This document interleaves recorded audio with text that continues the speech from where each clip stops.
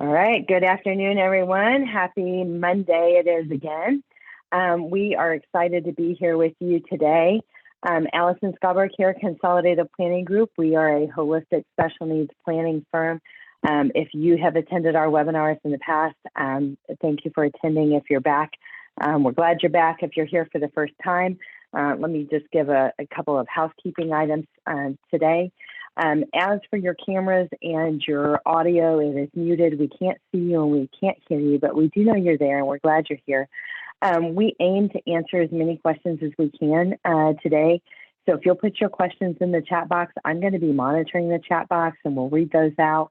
And Liz is going to answer all the questions that we have time for today. So this is a brand new topic to us. It's not a topic that our families don't think about all the time. It's kind of a pressing topic on our minds. But so today what we're talking about is creating your own shared housing for your loved one with a disability. And, you know, we get calls on this on a weekly basis. Is how do we go about doing it? What are the right way? What is the wrong way? There's some different things, you know, to think about how should we look at this? And, you know, there are places like Texas Parent to Parent. There's a lot of disability websites and other things that kind of, you know, scratch the surface, kind of touch the tip of the iceberg on this topic. But today we are excited to be partnering with Elizabeth Kane, who prefers to be called Liz. She's affectionately known as Liz, who created the Shire House and has you know, some experience of creating these shared living spaces that we're going to be talking about today. She is a veteran warrior mom of special needs. So I always call that, we're all just baptized by fire around here, right? So, you know, all of our wins, our losses, you know, we kind of learn from the good things and the bad things, and then we kind of tweak where we've been to kind of find that perfection. So having said that, Liz, I am going to turn things over to you. Can you just tell us a little bit more about who you are and what we're talking about today, and what folks should be able to get out of this Zoom today? Sure. First of all, thank you so much for hosting us and giving us this opportunity to share and work with other families that are finding themselves in similar circumstances. So Shire House was started a year after my son graduated from high school, which was 2012, because we couldn't find any services specific for him, because when you have, at least in California, when you graduate with a diploma, having the diagnosis of Asperger's, your services stop that day. So again, we couldn't find the services that he still needed. Probably was not going to need them for, you know, the rest of his life, but he still needed them at that moment. And that's where the idea of Shire House came about. So we, along with other professionals, we started a residential program specifically for young adults with Asperger's.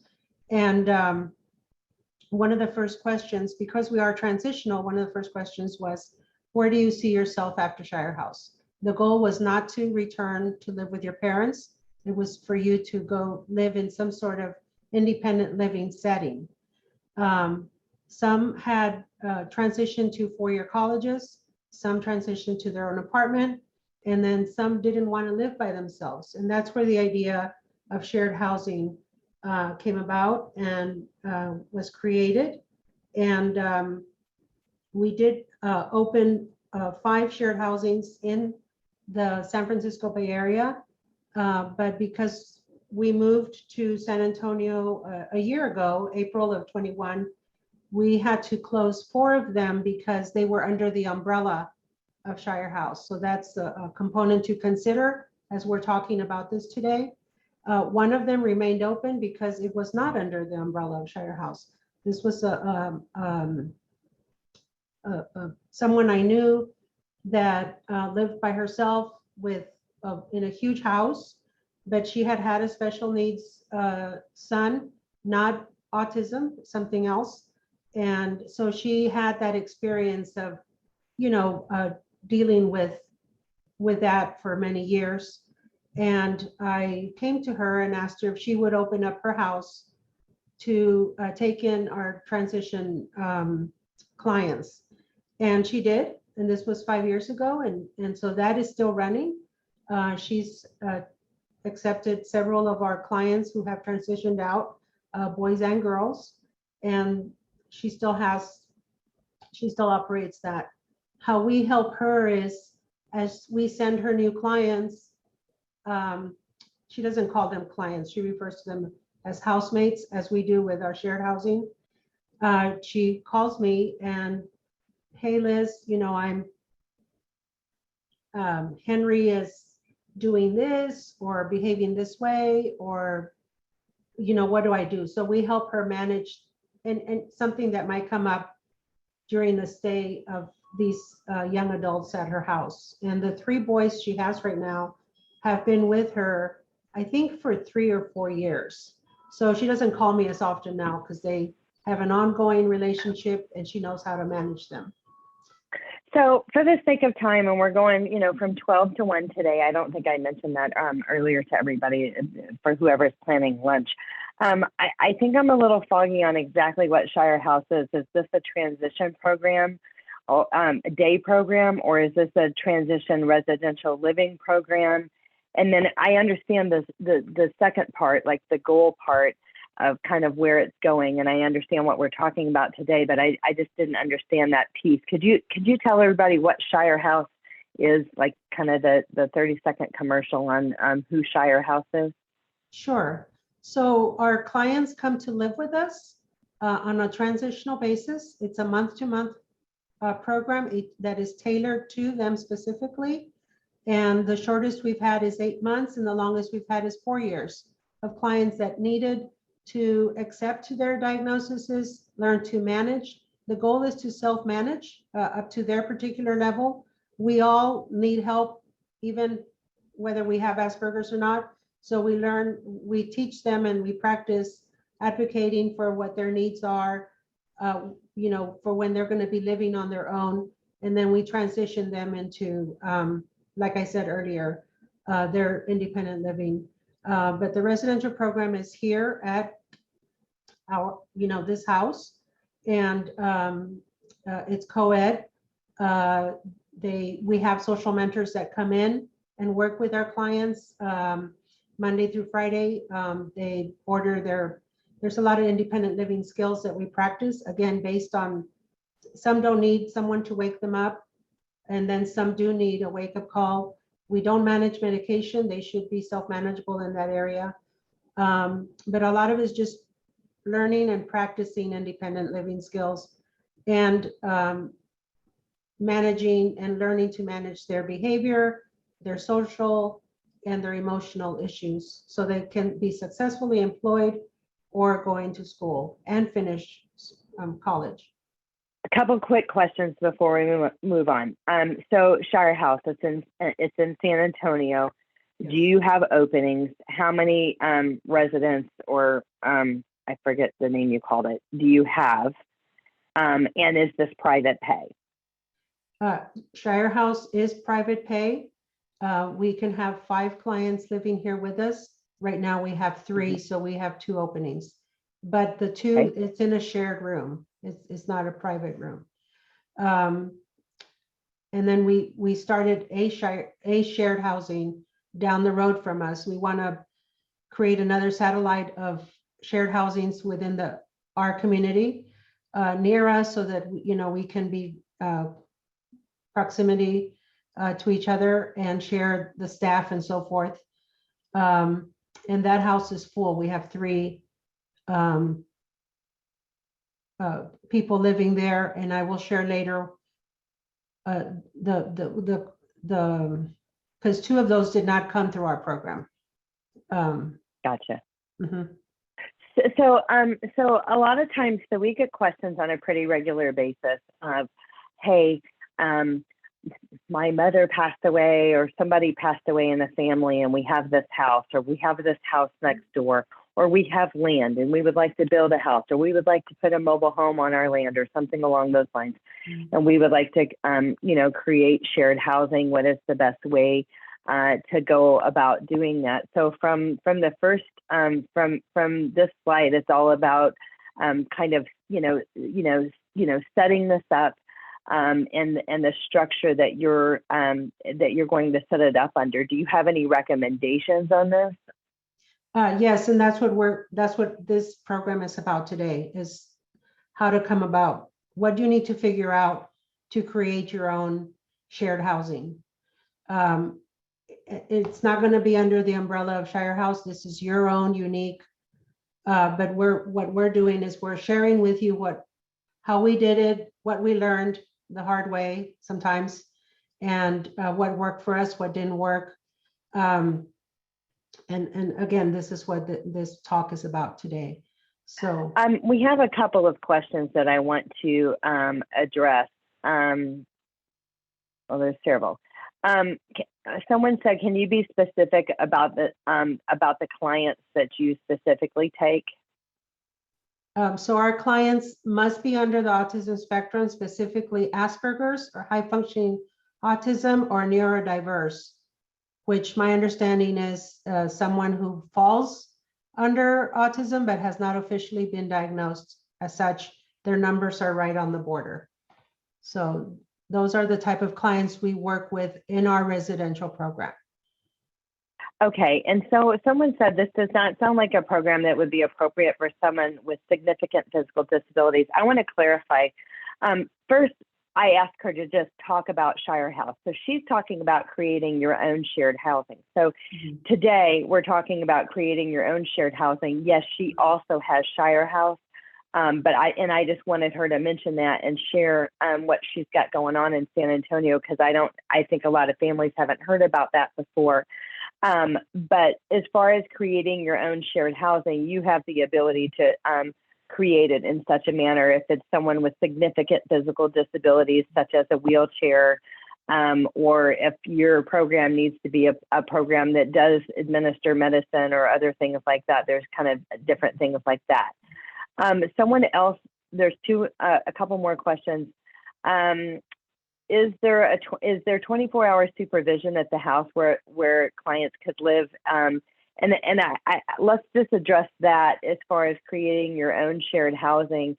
Is 24-hour supervision necessary if you create your own shared housing? And then twofold, do you have 24-hour supervision at Shire House?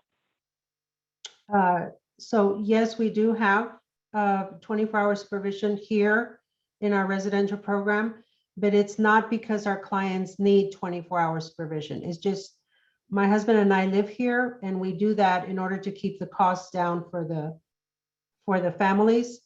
The client shouldn't need, we should be able to leave, and the client is going to be self-manageable and being safe on their own.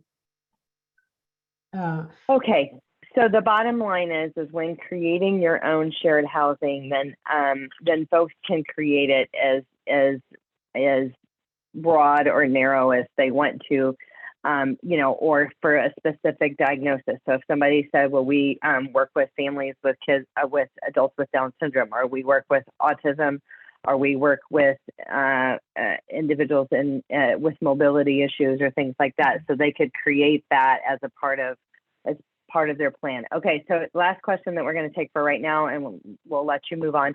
Do you mind sharing the cost or the average monthly range for Shire House? Someone was asking that, and if you want to provide a range, that's okay. People like to know from a budget perspective if we're thinking about something, if it's in our wheelhouse to be able to do or not. Our residential program right now costs $3,500 a month. But that's the starting fee. As the client needs less supports, as they learn to do those things on their own, the fees can be adjusted and are adjusted.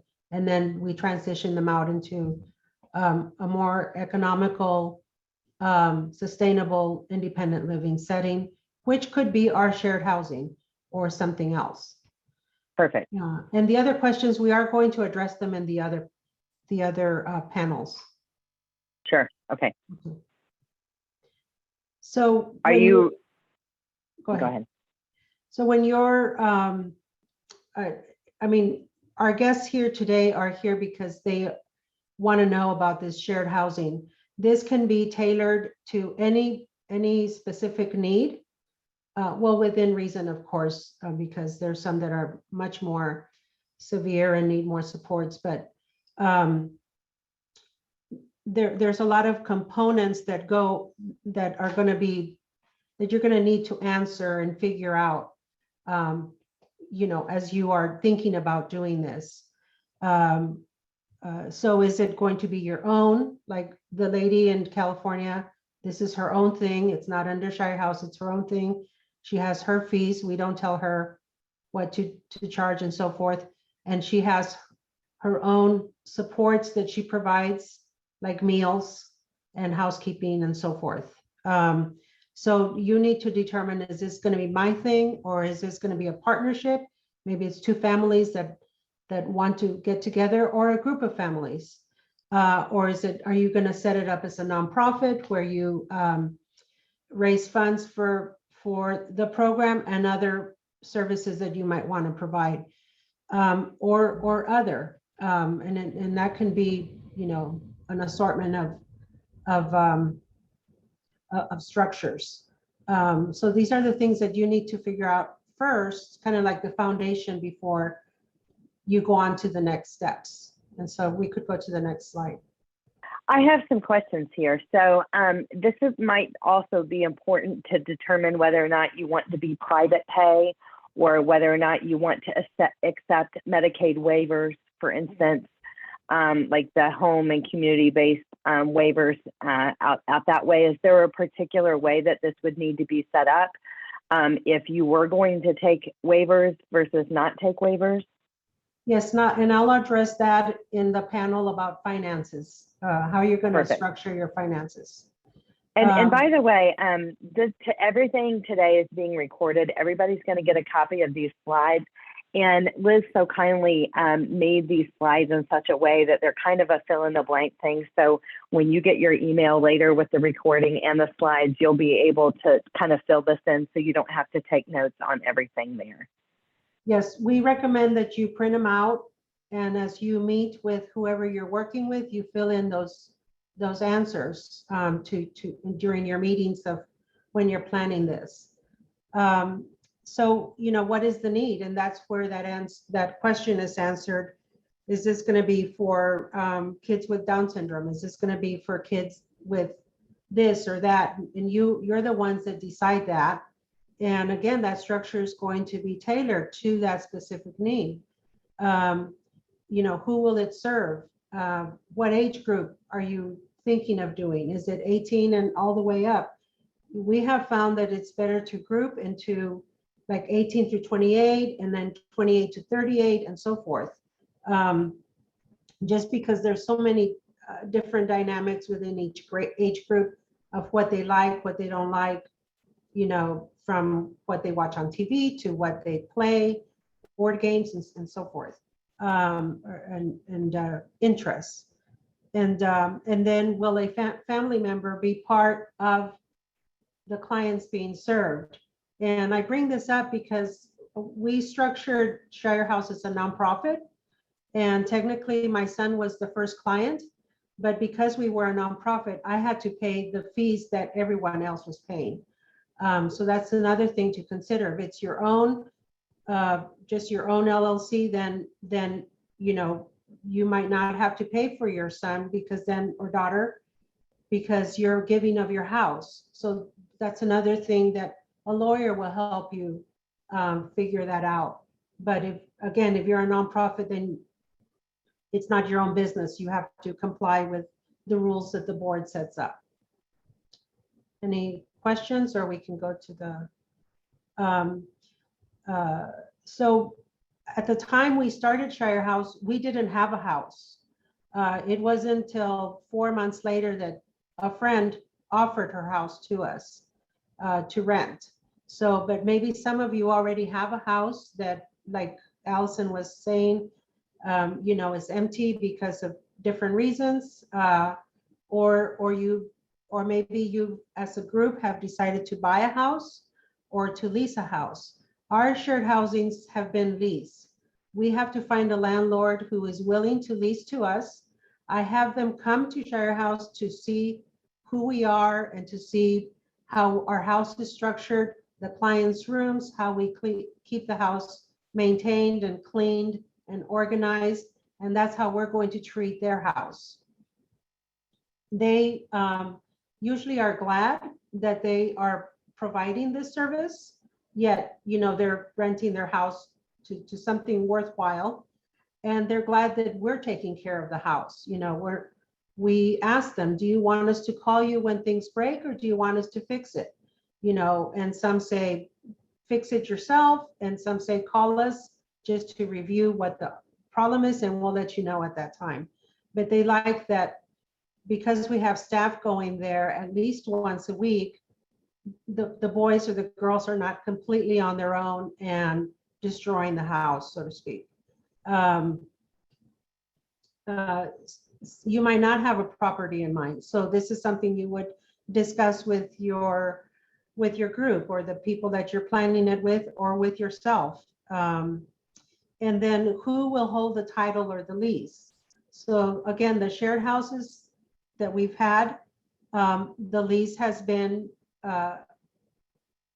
under Shire House, but the credit report has always been mine.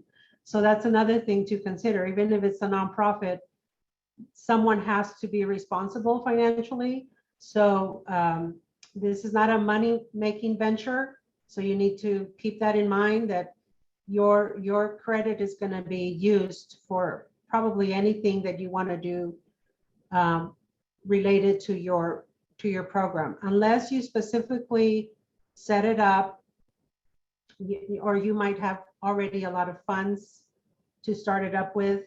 Again, this is something that an estate attorney might be able to help you with, or we had a wonderful nonprofit attorney who we worked with and helped us with the structure, because I had never run a nonprofit before. Any questions, or we go to this next slide? Unmute myself here. So I think the key thing is that structure is important, and working with a qualified attorney to determine the structure and what's right for you.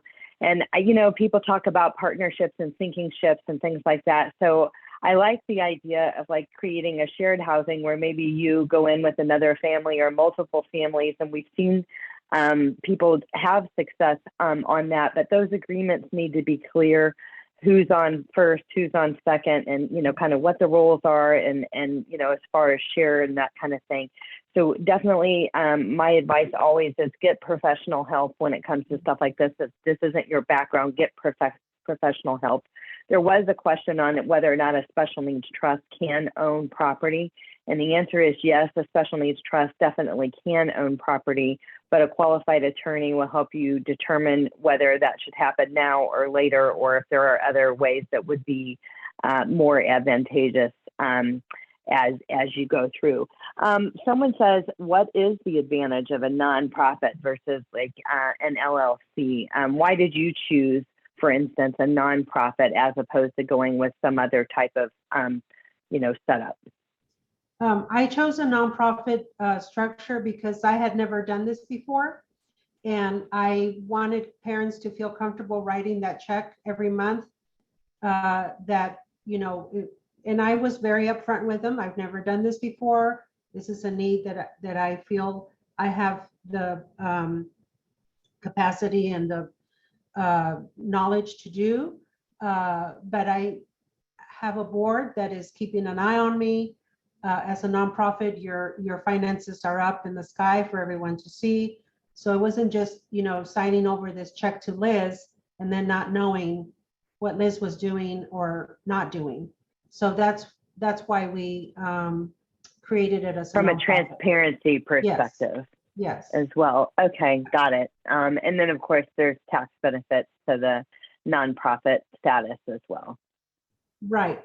Also, not everyone, we didn't want to just be providing services to an economic, section or high economic section of our population. We didn't want to say no to somebody just because they couldn't afford the 3,500. So our fundraising has been for the scholarship fund, so that we could offer scholarship to those who couldn't afford our fees, and then also to have funds for our Friday social, which is a very component to our conversation today, but I will address that at a later panel, because it does mix with the shared housing, which I will explain later. But our main fundraising is for those two items.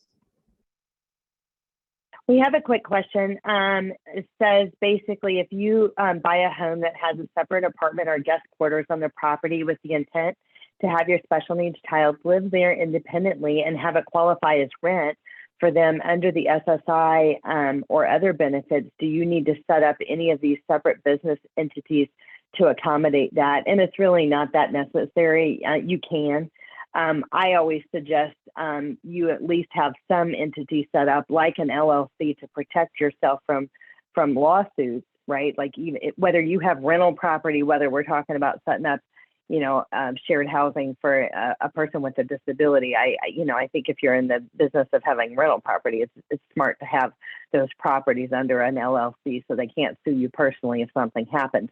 But if it's your own kid and you're doing a rent or a fair share agreement for SSI purposes, it's not necessary to have that as an entity. And of course, again, you can talk to the CPA, because there's some questions on whether you're charging rent or you're charging the fair share, on whether or not you should be deducting that rent, or essentially adding your rent to your income on your own tax return. So there's some questions there.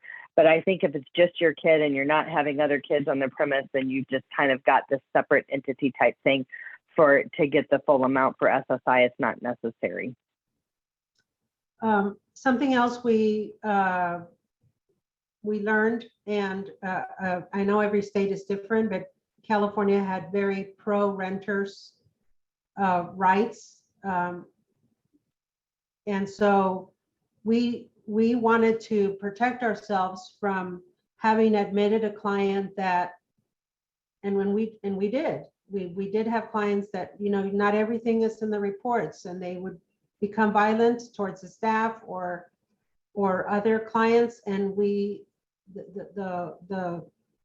component of our program or structure that gave us the ability to remove that person from our program and premises right away was that we were a program. We were not renting so that you don't find the word rent in any of our agreements or leasing.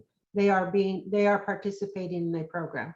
Even our shared housing is a program, a very light program, but it's still a program. And that gives us the freedom to say, you're causing conflict, you're creating conflict, you're being disruptive, you're putting us not in a safe place, you need to exit our program. So basically what you're saying is you guys called it a program in that way. So that way, from the rental laws or the lease laws in the state or whatever, so it's kind of a different governing board. But you brought up a topic, and I know we've got to move on, but a topic that I know in researching this in the past for residential, and it's a real no-no, is don't lie about the deficiencies of your loved one, about where they fall short, if they are a threat to themselves or others, if they've had any violent tendencies, if they have any self-harm tendencies. The truth in I think parents tend to, in a loving way, bend the truth on some of those things because they need help.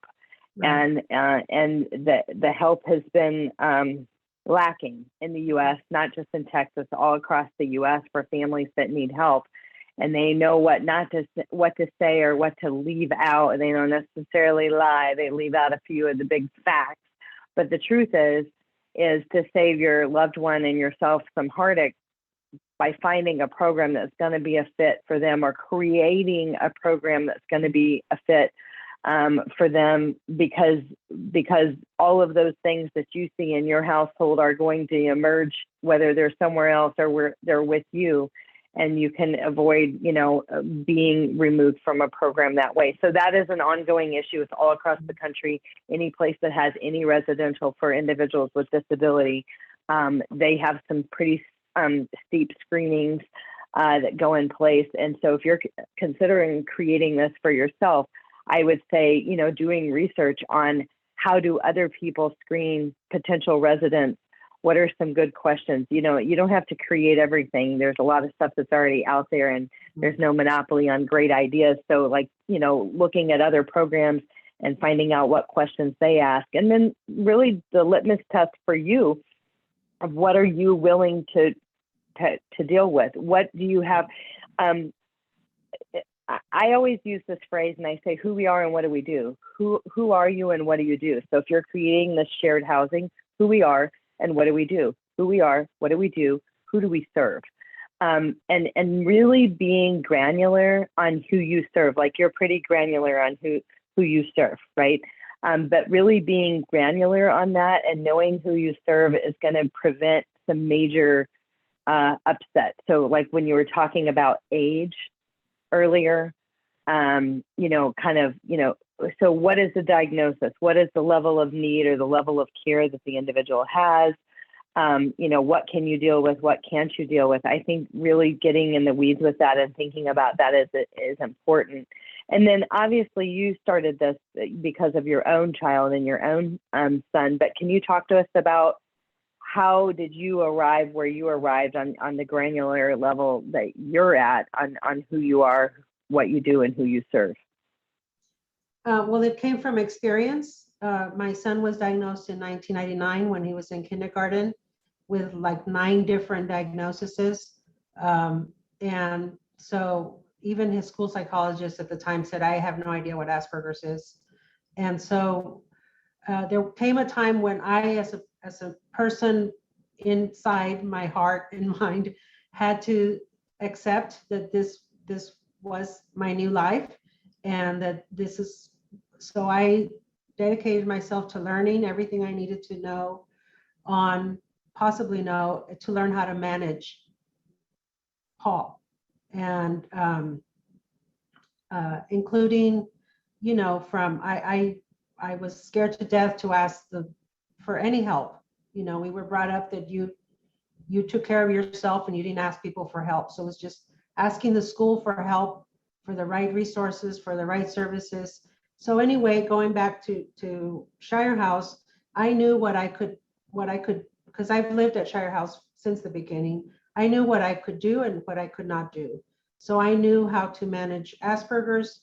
I knew how to manage oppositional defiance and OCD and non-compliance and just difficult behaviors. But I knew that I couldn't, I didn't know anything about schizophrenia, and I didn't know anything about bipolar because I didn't have that experience. So I tell the parents, this is the experience I have. And so, so we have a very strict application process that is reviewed by a psychologist, all the psych reports and so forth, so that I stick to what I know, and and then I stick to that, because I don't want to be, and that's why we're month to month, because we want the parents to say, this is not what we thought it was. I want to be able to say, we're not able to help this individual, and the individual themselves can say, I don't want to be here. So that's, but again, we stick to high functioning autism, Asperger's, and a few other of the underlying issues that come up. We had a question in the chat box that says, can you ask those questions if you are renting to a special needs individual and it's not a program? I don't know the answer to that. And I jokingly say I'm not an attorney. I don't play one on TV. But I think that there are things that you can ask and you can't ask if you're renting versus being a program. And I think, do you have any insight on that? Like, obviously, in the housing market and the rental market, you can't discriminate against others. We know basically that that's a law. But when it's a program, that's different. I mean, most of these residential programs, when you apply, they're asking for medical records. If you have neuropsych testing, something valid from a doctor, maybe it needs to be signed off on. So these are all things that I think are pretty normal, like when you're looking at like any type of residential program for an individual with a disability, because if they know who they are and who they serve and what they do, they have to be able to identify the people that are submitting themselves to the program to see, are they a fit for our program? And so how do you address that, Liz? I'm just very honest with the parents. It's usually the parents that I am talking to that, I'm bringing someone into my home. I want to not be surprised. I, put other people in danger. And, if you could please tell me, if that's anything I should be concerned about. But again, our application is under a program. I've never just rented. Again, the laws were very strict for renters' rights. So that's why I didn't go that route. My understanding is that Texas is a little bit more lenient about, a renter asking a renter to leave. But that's another. I answer that in another panel, again, related to our Friday socials. So that will help you with that decision. Can I continue? So yeah, let's talk about financing. The money issue is certainly, an issue, and how you go about funding your project. Do you pay for it out of pocket? Do you have a shared group of parents that contribute cash to finance? Let's talk about the financing end of it. Well, so this is a discussion that you will have with yourself or with your group. How will this be financed? For example, the house that we were in before we moved here, that landlord converted for his son, who was a client of SARC, which is the state-run program for disabilities, and all the other tenants that he is renting to are also SARC clients. So all of that, the money being used to pay for their rent and their services is coming from SARC, which is the state-run, and I don't know what it's called here in Texas. So that's one structure. And then it could be even the private pay.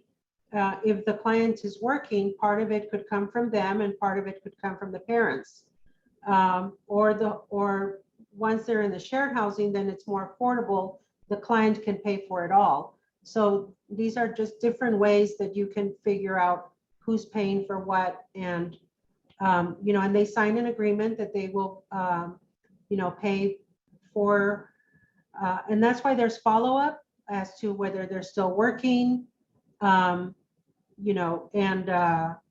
so that they can keep up with their bills. And that's just another independent living skill that they're learning, is to stay on track and be ready to pay their bills the next month. So some families are getting waivers in Texas, and more families are not, because the waiting list, as you may have heard when you moved here, is real long. Maybe sometimes as long as 15 to 17 years, but we've got the HCS waiver. Most of the waivers in Texas are designed, so yeah, I think you were talking about a waiver in California, are designed to waive off the cost of some of the care of your loved one with a disability. And depending on which waiver you're getting, the budgets can be really big, like the annual budgets each year, whether it's HCS or CLASS, there's Texas Home Living, they all have different budgets. But so when you're dealing with private pay, then that's just it. It's private pay. So the waiver is not, is not paying for this. There are home and community-based group homes that are available that do take the waivers, and they also will take SSI or SSDI. Usually your loved one, if they're getting SSI or SSDI, will get to keep $60 basically, and then the rest of the money would go towards their funding. But I think very careful consideration has to go into this, because some would argue that the headache in taking waivers and getting, side by side, or having to deal with Medicaid all the time. Some would argue that they're slow payers, it's hard to get your money, all of those types of things. So, but on the other side of it, if you do take waivers, you would be more exceptional, meaning more places are private pay than actually take waivers. And more places, more places out there are more desirable that don't take waivers than the ones that do. I would say so. Either you got to change that mindset as it relates to Texas, or just realize that yes, you can say you're going to take waivers and you're going to take Medicaid, and as a result, you might always be on a waiting list. Like, meaning you may always have, for your shared housing, you may always have a long list of people that want it and you don't have room. But if you can't get your money, so that's something to think about. So doing your homework and research with other families that have done this, if they are taking waivers, if they have become an HCS provider or those types of things, and they are taking waivers, knowing about how long it's going to take to get paid and when, and if they had to do it again, would they do that, or would they be private pay? I think are all very good things to spend some time.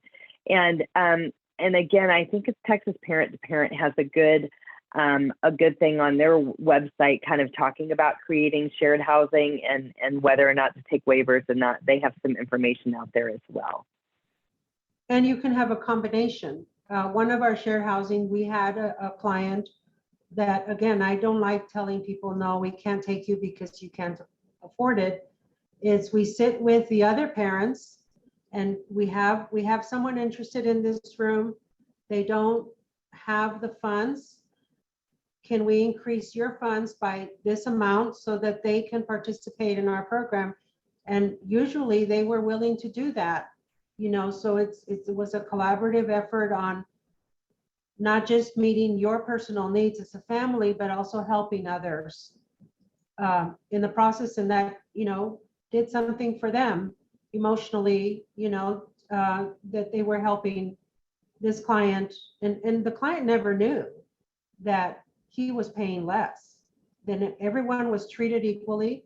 But as a group, we, us people running the show knew.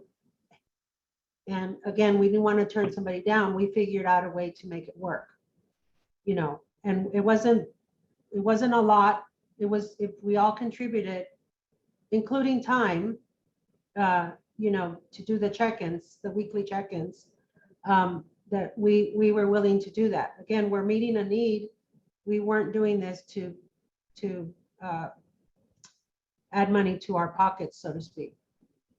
So that the mission was foremost meeting the needs as best as we could, and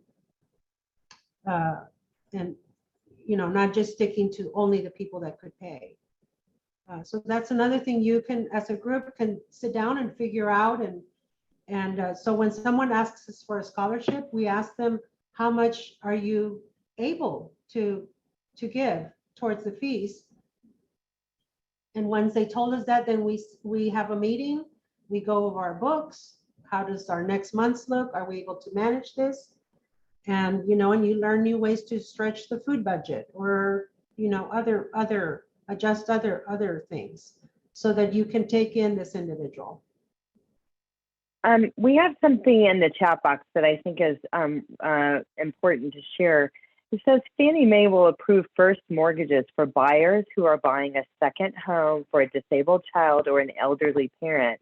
These are financed as primary mortgage, not as investment property, and the property can be in the same city as the buyer's primary residence, unlike a second or vacation home. This is great information. Thank you, Thank you for sharing that. So Fannie Mae will do this for a disabled child or elderly family member. Someone says, what would you suggest to find someone who has created shared housing in your area? Can you utilize the HCS waiver for a private shared home arrangement? And this is what they refer to in Texas is the group homes. There's HCS group homes in Texas, and so you can use the HCS waiver for that. And there is I wish I had the link to put in the chat box. I don't right now, but what I want to tell you is that there is a website, and I think it's the Health and Human Services website. There's actually a link where you can search HCS group homes by zip code. And so when you put your zip code in, up comes a list of all of the group homes that are near that zip code. It will tell you how many beds they have and how many beds they have open. It's actually a pretty slick website. So if you kind of do like HCS group home finder in Texas, you'll probably find it. But again, it's by zip code. And I've laid eyes on that website before and thought it was pretty slick.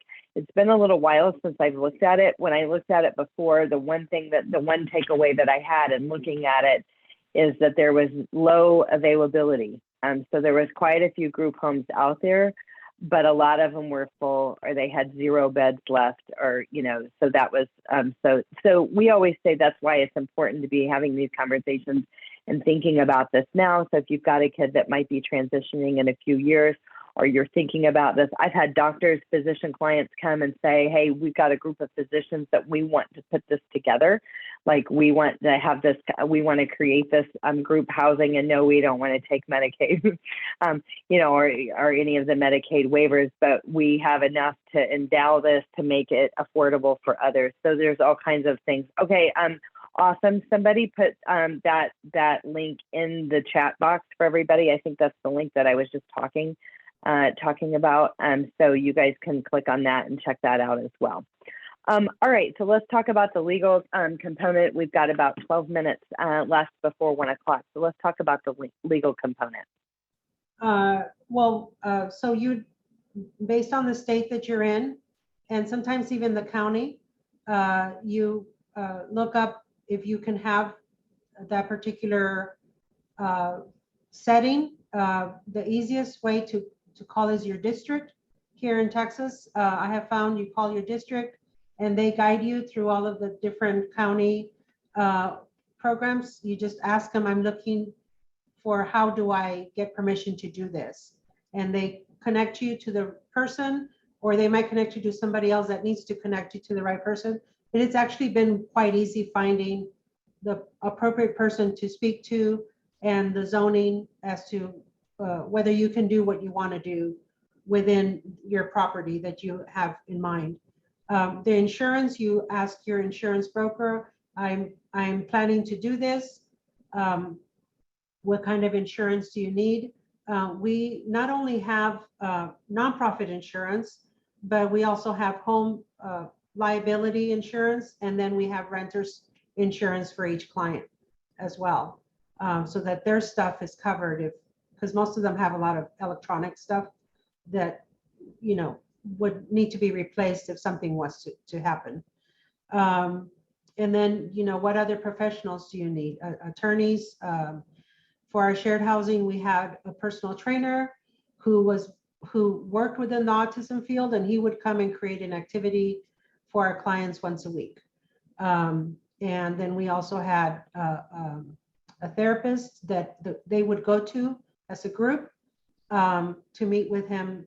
One of the clients would drive all of them to the therapist appointment, and a lot of that was very specific. You're meeting with Jeremy to conflict resolution, to learn how to get along.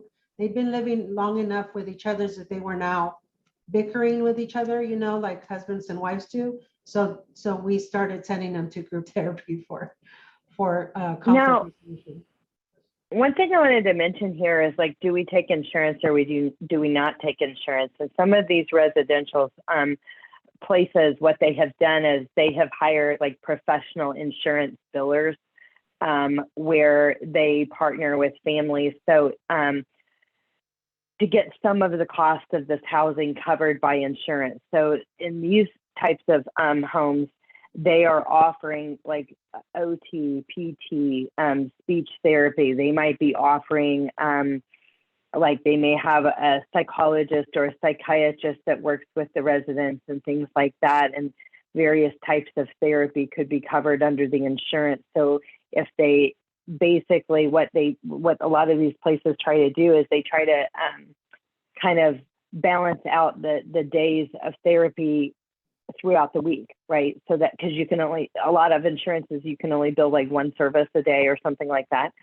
So, so that way, a portion of each of the 5 days a week, you would be able to bill some to your insurance for covered expenses. Now, there's no question that like your group health insurance, or your health insurance is a pain. It is a pain to deal with, and it's a pain to deal with for professionals because it's what they do, right? So in this example, if you're a place that wanted to have more extensive services for your residents, and you did want to take insurance, so that way it could augment the cost of, or offset the cost of the monthly fee. There are, like I said, the professional billers you've got to check into. And a lot of the bigger and better residential facilities that do a good job of filing your insurance and actually getting you paid, I've checked to see who they're using, because they typically know who the good ones are and who the bad ones are, and they'll be happy to provide a referral. So I just wanted you to know that those are out there, and if that's kind of the direction are that anybody wants to go. Okay, so we have something in the chat box too. We've got a couple of the links in the web in the chat box that people have put, so thanks for doing that. Protected classes of individuals are allowed to live in group settings that exceed the number of residents that local zoning might prohibit. I own a sober living home in San Antonio, and individuals in recovery are also protected under ADA. So yes, Robert, thank you for putting that out there, and we may want to schedule a webinar with you about your place as well, because what we know for sure, and I think that's why there were so many people that were registered for this event today, is that it's tough. When we're looking at housing options, the options are few and far between, and it depends on what your diagnosis is or what the shortcomings are as a result of the diagnosis. But it's like you as a parent, you feel like you have to beg, borrow, or steal to figure out a place that your adult child is going to be loved and nurtured and is going to grow as independent as possible. And there's a lot that's left to be desired out there, and it's so confusing. And there's not like this one magic place where people can find all of the resources that are out there.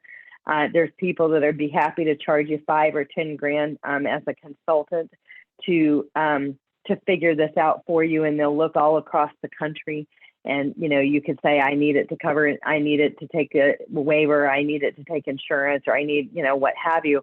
But from a perspective of spending that money, that's expensive. I mean, why is it so difficult? Yeah. We have accepted clients that were looking for an SLE. We are not an SLE, and we are not a rehab, but these individuals that we did take were on the autism spectrum, and they had to commit that they would go to their program. So we took them to their rehab program every day for the 6 months or the year that the court had told them, or they needed to go. And it was successful. The two different clients that we took in with, and the parents knew we were not a rehab, but we will commit to taking them to their program and see that they go to their program every day. So that's how we were able to help those two clients.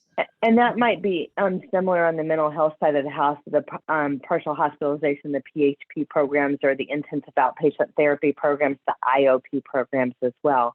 So from a housing structure, some of the questions that needs to be on the minds of others are how they'll staff, how it'll be furnished. Staffing has been an issue. How are you addressing staffing? Staffing's been an issue for people all over the state, for people that want to hire an attendant themselves, for people that have attendant hours for waivers, hiring caregivers and keeping them in their own personal homes. How are you addressing this successfully? Well, since we moved here in April, we've gone through 4 social mentors. I'm very particular about our social mentors meeting the needs of our clients in a kind, respectful, thriving, and actually growing sort of way. And so, you might need to go through several staff before you click with just the appropriate personnel that you're looking for. I look in the college psychology departments, kids that are studying, seniors that are ready to be graduating, that are studying within those behavioral fields. Those seem to work the best because they're already wanting to know how to work within those fields. But not everyone, that doesn't mean everyone has the skills to work with our specific type of clients. Even though our clients are very high functioning and very intelligent, that still has its challenges. Someone who feels that they know everything, they don't need any guidance or instruction, are sometimes more difficult to work with than someone you're feeding or bathing and so forth. So we have about 2 minutes.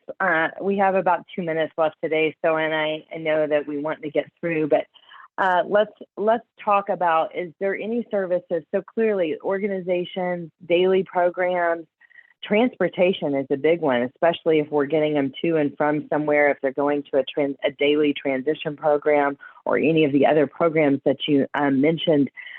Is this something that you created yourself, or did you hire professionals to help create this? Are there like in a box structures that you could buy online or partner with other organizations that help you put this structure together, or did you do it yourself? So our first board was a working board. It was a psychologist, a psychiatrist, Dr. Scotton, and a behaviorist who had been my son's behaviorist through high school. I found that behaviorists tend to work a little more, challenging, in a challenging way with our clients, and the 3 of us created the program. So, we have a daily, what are we doing today? What are the expectations? All of those things are in what I call the Shirehouse Bible, which is this thick notebook where, and it's about how we do things. And again, a lot, it's about what are we expecting from the clients, the staff, and what is the goals, and then following that on a daily basis and working on that. Is that something if families reach out to you that you would be willing to share how you did it, or things that you learned along the way? Like, you've got this Bible, add water, you got soup. So if they reach out to you, is that something that you would be willing to share with them? That's kind of going back to the no monopoly on great ideas. So if you kind of done this and blazed this trail, we would love for you to share that with families in the future. Yes, we've from the beginning tried to structure in a way that we could share in the future, whether it's selling it as a book or where you train someone, like when you buy a Chick-fil-A or Burger King franchise, you not only are buying it, but they're training you on how to run it and how to do it and so forth. There's a specific manual of how to get started, kind of a how-to.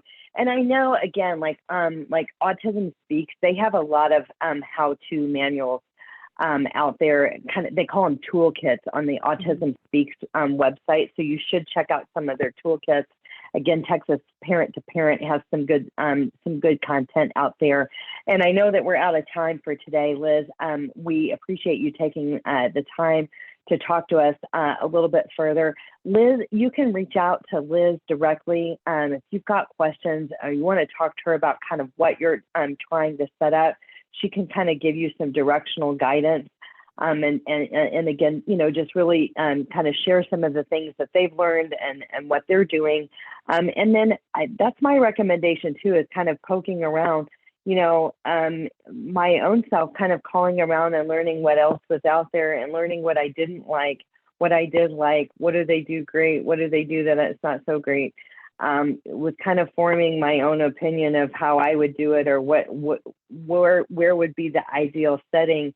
So that way, if whether you're looking to for your loved one to be in somebody else's, you know, group home or their setting that they've set up, not only, you know, does the home have a set of criteria that they're looking for, but you have a crystal clear set of criteria of this is what I need for my loved one. I think that those are all good. So so Liz, so everybody's going to get a copy of your slides, which has a lot of the fill in the blank things that we saw, and they're also going to get a recording of today's presentation and your contact information. But Liz, I would just like to say a big welcome to Texas. That you're still new here, okay. Yes. So welcome to Texas. We're glad we're glad you're here, and we certainly appreciate you taking the time to share this important topic and your journey with us. If we can be of this additional assistance to anybody, we are nationally certified as Social Security advisors, members of the Special Needs Planning Academy. Please reach out and we will certainly be happy to chat with you. Any additional questions that we didn't have time for today, please reach out to Liz or us, and we'll get those answered just as soon as possible. Thanks, everyone, and I hope you have a great afternoon. Thank you. Bye now. Bye.